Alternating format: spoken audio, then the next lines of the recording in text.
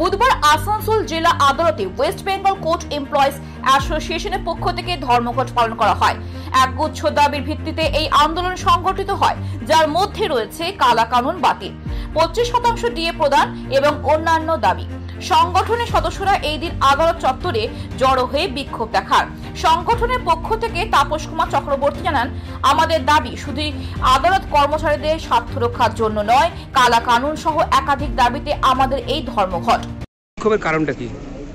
আমাদের বিক্ষোভের কারণ, আমরা অনেকগুলো একগুচ্ছ দাবিতে আজকে ধর্মঘট পালন করছি। তার মধ্যে প্রথমেই আছে আমাদের কালা কানুন, ওয়েস্ট বেঙ্গল 2015 কোর্ট রুল। এখানে যে সমস্ত বিধি নিয়ম নিয়ে আসা হয়েছে সে অনেক জটিল ব্যাপার এবং এটা আমাদের পক্ষে খুবই ক্ষতিকারক হবে আগামী দিনে। সেই জন্য আমরা এই দাবিতে আন্দোলনে আছি। আসানসোল থেকে রাহুল পাসওয়ানের রিপোর্ট, খবর বাংলা।